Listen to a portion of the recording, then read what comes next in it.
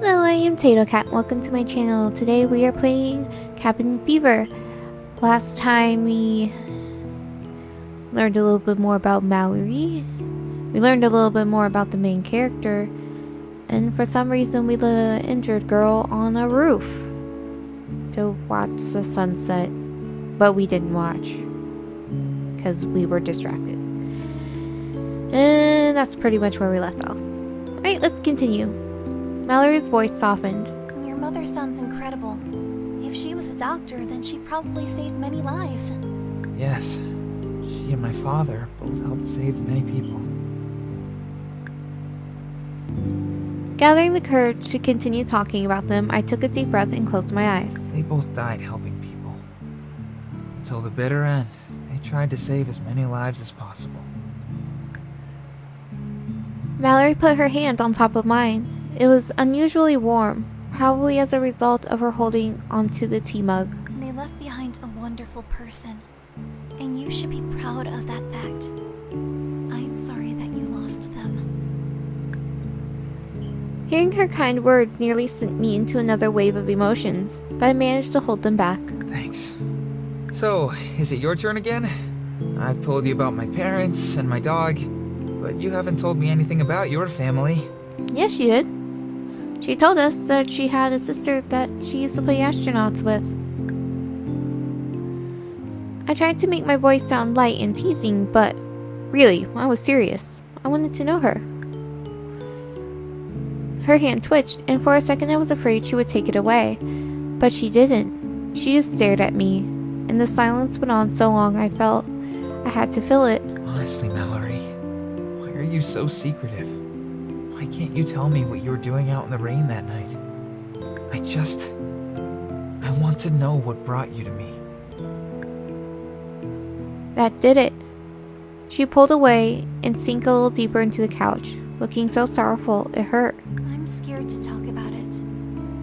Just thinking about it hurts so much. And I'm afraid that if I say it out loud, I won't be able to take the pain.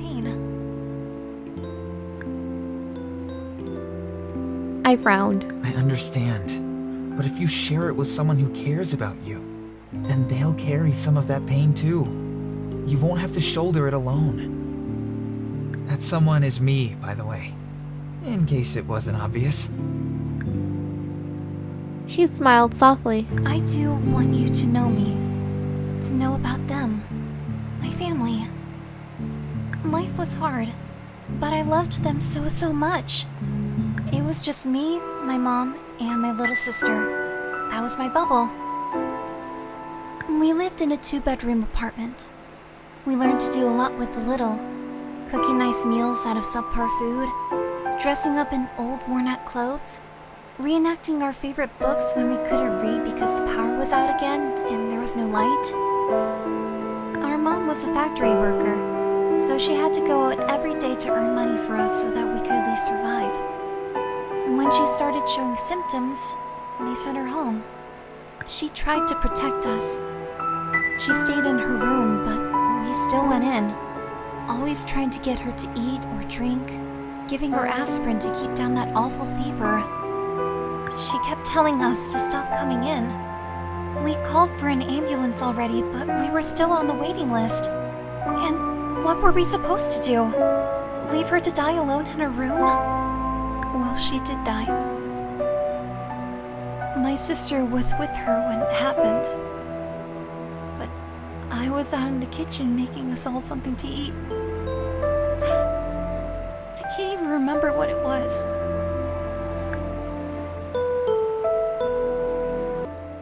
A tear ran down Mallory's cheek. By the time it was our turn for the ambulance to come, it was only to take away a body. My sister and I, we didn't know what to do. How were we going to be able to buy food or pay for electricity? We were at the mercy of companies already struggling to produce anything. Factories in the middle of shutdowns due to waves of sickness. And it just seemed hopeless. But, we had learned about people living outside the cities. Smaller communities living off the land instead of trying to survive the old way. thought if that was real, maybe we should just leave the city behind. Somehow figure out a way to be like those people. Like you. I nodded. For a long time I'd wondered why anyone had ever chosen to stay in the cities. Eventually I realized not everyone was lucky enough to have inherited an off-grid cabin like I did. I couldn't imagine the impossibility of getting started from scratch. Mallory gripped the edges of her sweater dress so tightly she trembled. About a week after our mom died, my sister gave me some laundry she just finished washing. She asked me to hang it out on the balcony to dry, and while I did that, she locked me outside. I thought it was a prank at first, but she wouldn't let me in, and I got upset. I was banging on the door, yelling at her through the glass to open up. She told me she couldn't because she was sick. She'd started developing symptoms the night before, and she struggled with it all night and all morning. And finally, I begged her to open the door. She refused. She said there was no safe way for us to stay together. Our mother's attempts to protect us hadn't worked. So my sister decided to take drastic action while she could. My heart sank like a stone with every word she spoke. She locked you out to save you. Mallory nodded slowly. We both cried, looking at each other from opposite sides of the glass, while she begged me to go. So, I did. I climbed down the fire escape and just started walking. I wandered along the river and out through the suburbs into the woods.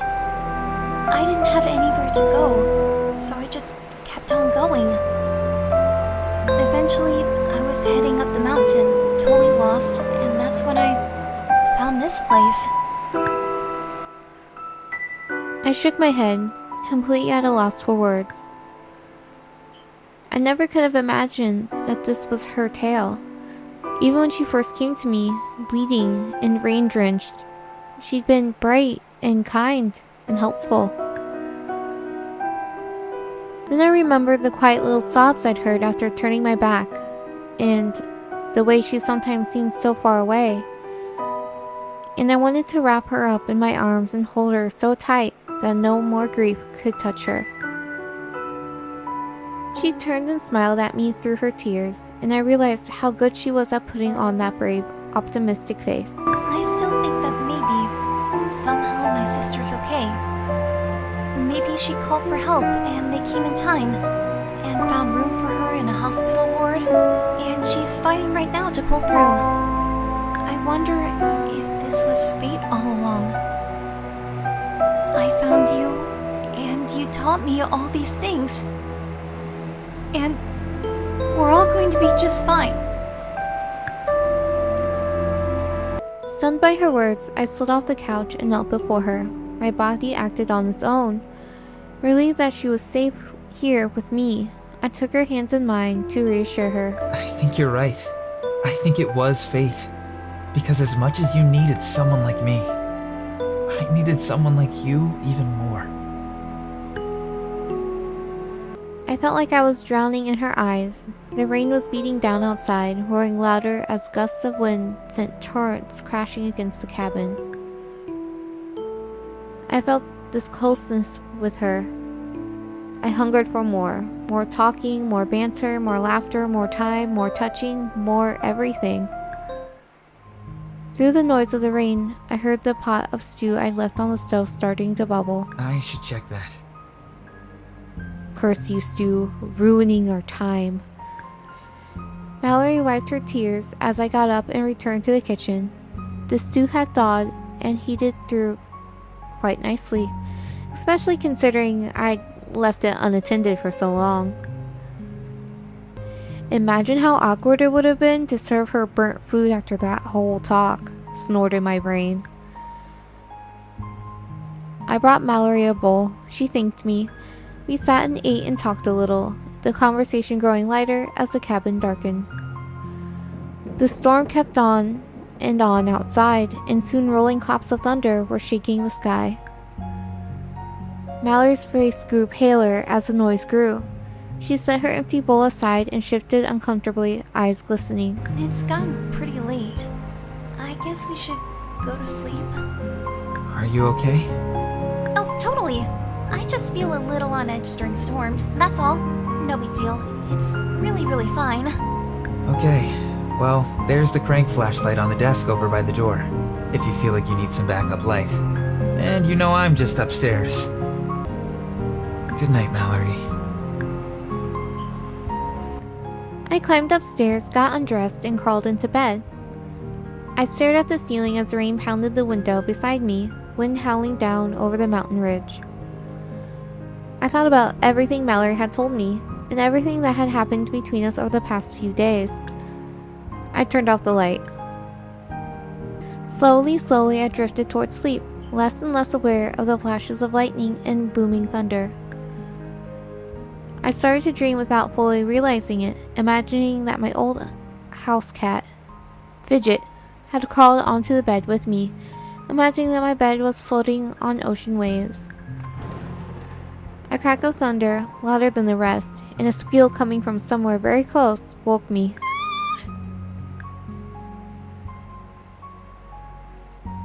A wild Mallory has appeared. Mallory appeared at me from beneath my own blankets. For a moment, I thought it was a dream. But no, I could feel her there beside me, trembling. I'm sorry. I lied and I'm not fine. I don't like thunder. I just get so scared. I can't help it. The tremors in her voice were even worse than in her body. I suspected the storm had made her a little uneasy, but I had no idea she'd been fighting down this much terror. I sat up reaching for her, my only instinct to comfort and protect. That's when I remembered I was in my underwear. Maybe she wouldn't notice. It's okay. It's only noise. It'll be over soon. She nuzzled into me, sniffling. Her face was red. Moisture glistened on her face, her chest. She was sweating and crying, and her heart pounded so hard I could feel it through the mattress. I don't want to sleep alone tonight. Okay. It's okay. I stopped short in disbelief of how much my mindset had changed. How had I gone from refusing to be anywhere near her to this? She was in my bed, and we were breathing each other's air, and I hadn't even checked her temperature. I want to stay with you. She whispered this, touching my hand, her eyes pleading with me. She was so beautiful, all I wanted to do in that moment was kiss her.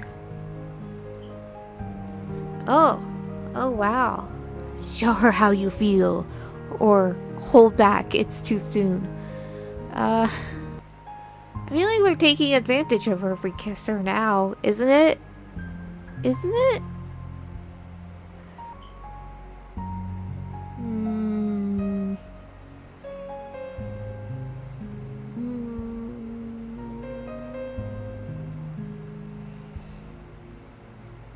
You know what? If we never act, we'll never get anywhere, so... Slowly I leaned in and brushed my lips against hers. A moment later, she kissed me back. We looked at each other again, and my arms tightened around her. I want you to stay with me too.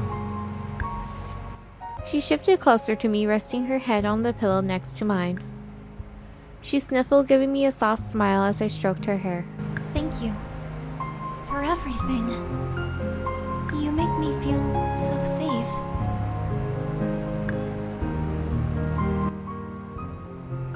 I watched Mallory's eyes fall shut. Her breathing became deep and slow, and though she'd fallen asleep, that little smile never faded. I kept stroking her hair. It felt so soft between my fingers. I was hypnotized. How had I lived all alone for so long? How had I not known what I was missing? As the storm gradually retreated and the night grew darker and quieter, I struggled to keep my eyes open. Maybe I was a little afraid, that if I let myself fall asleep, I'd wake up to find she was all a dream. But eventually I fell asleep anyway.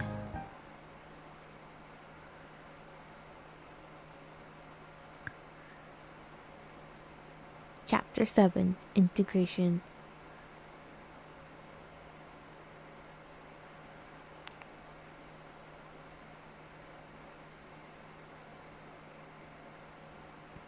The next morning, I awoke to the sound of rain softly pelting the windows. The storm had passed, leaving only a damp, drizzly day behind. I kept my eyes closed and listened.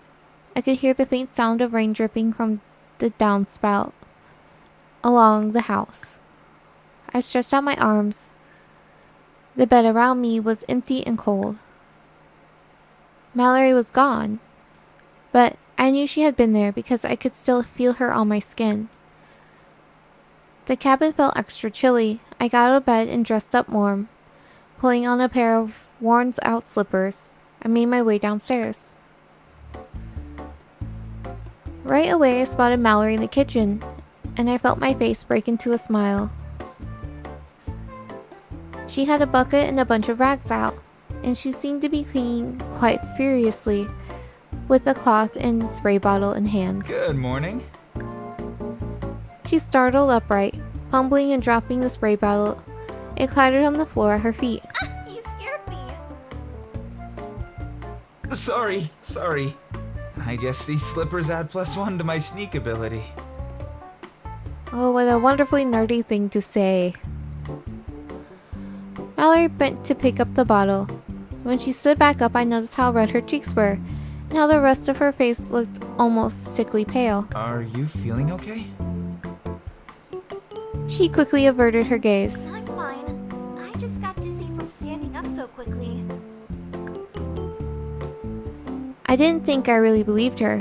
She was feeling awkward, maybe even hiding something. Had I done something to make her uncomfortable? I looked around at the sparkling kitchen, the cabinets, appliances, and dishes all gleaming like new. You must have woken up really early to get this much work done. Did you get enough sleep? What's that? Oh, yes I did. Then her face softened, and her tone turned sincere. I think last night was the best sleep I've ever had. My heart fluttered with acknowledgement, and with the memory of falling asleep with her in my arms. Good. I agree. She nodded and turned back to finish up her chores in the kitchen. I decided to check in with work stuff, so I booted up my computer.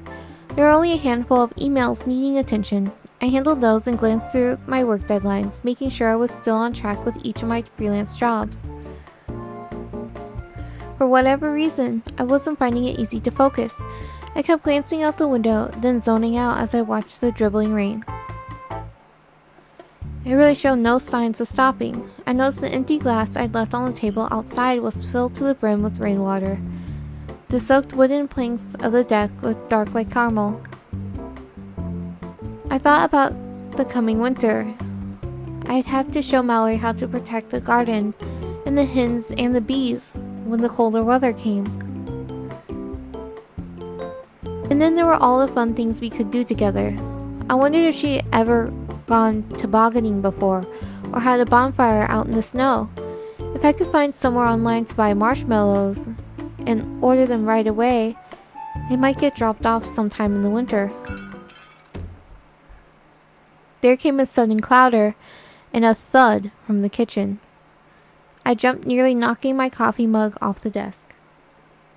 Dun dun dun! Mallory? She didn't answer. I stood up quickly, walking over to see what had happened. My throat tightened when I looked past the counter. Mallory lay sprawled on the floor, her cheeks red and beads of sweat gleaming on her forehead.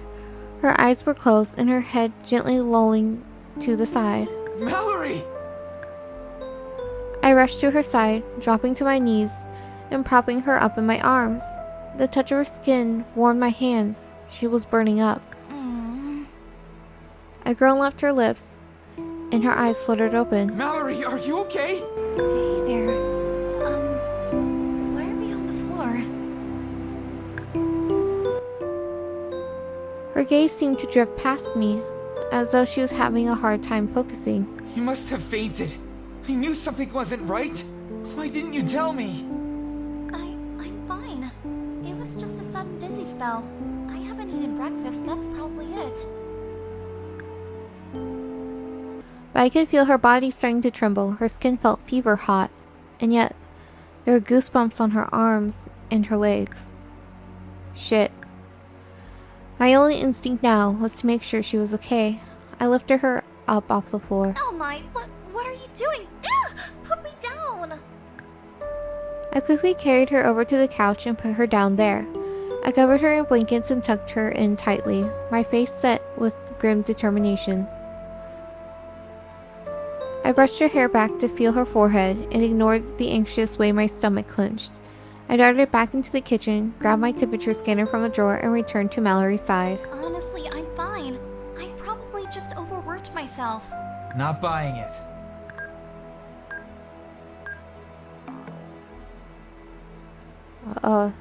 That didn't sound like a good beep. I held up the scanner. It seemed to take forever and ever to come up with a reading, and when it did, my heart sank. You definitely have a fever.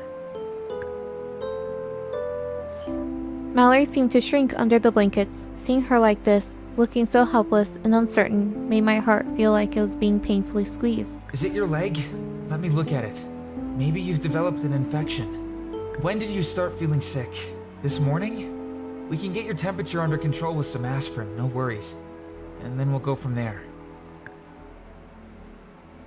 I didn't know when I had started to pace, but there I was, heading this way and that, making my way over to the kitchen to search for whatever it was that could help her. I filled a glass with water and reached up into my cupboards for the aspirin bottle, grateful to have kept a supply. Except, it wasn't there. Where was it? Had I misplaced it?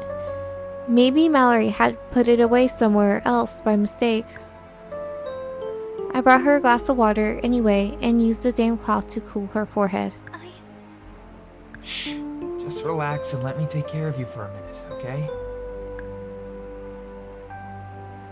She opened her mouth to argue, probably, but backed down when she saw the look in my eyes. I moved to her feet and pushed back the blanket to expose her injured leg, and I carefully unwrapped the gauze and peeled back the bandage to see what was going on. There was bruising around the wound, and it was still a bit swollen, but then it had only been a few days. The healing process for something like this would take weeks. I should be keeping a closer eye on this. I shook my head. Drink your water, okay? And you should have something to eat. What would you like? I'm not really hungry. I just feel a bit tired. I'm sure I'll feel good as new if I just have a little nap. I let out a concerned sigh, but agreed. After tucking her in a little tighter, I crossed back into the kitchen and stood there aimlessly for a minute or two. I didn't know what to do.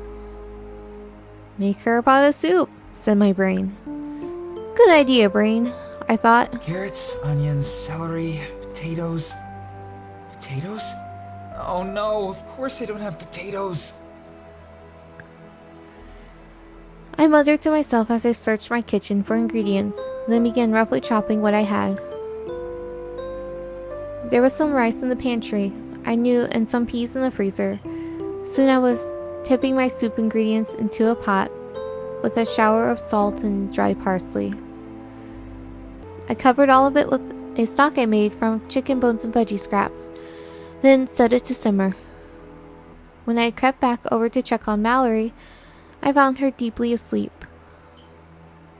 I exchanged the damp cloth on her forehead and piled more blankets around her, then just sat and watched her, feeling dismayed. Deep down, I knew what this could be. But I didn't want to think about that, and if I did have to think about it, I didn't want to believe it. And if I had every reason to believe it, no. I stood up and returned to the kitchen, gave the bubbling soup a stir, and remembered the aspirin. I started searching for it again, checking each of the drawers and cabinets. Did she take it all? I searched in the bathroom and in the living room, even getting down on my knees to see if it rolled beneath some furniture. That's when I spotted it, hidden beneath the couch where Mallory was resting. I reached under the couch and grabbed the bottle. A feeling of immense dread began to form within me. Already I could tell by the weight of the bottle in the silence as I turned it. But I had to see it to believe it. I popped off the cap and looked inside. The bottle was empty. At least 20, maybe 30 tablets gone in less than a week. I looked up at Mallory's sleeping face. I jumped at a loud thwack on the window. Irrationally, I wondered if someone had thrown a rock. It was more likely a bird had fallen into the glass, especially considering how clean it had been since Mallory came to stay. I went to the window to check, and sure enough, a large black bird lay dead on the porch. It appeared to have snapped its neck when it hit the window. Well, that's ominous. Mallory would hate to see that. I glanced back at her, a little worried I'd wake her up by talking to myself. But even the loud noise of the bird hitting the window hadn't caused her to stir. In that moment, I realized I was still clutching the empty aspirin bottle. I looked down at it. Alright, we'll end this episode here. We will see what fate Mallory has in the next episode. If you haven't already, like, comment, and subscribe. I am Taylor Cat. Have a wonderful morning, evening, afternoon.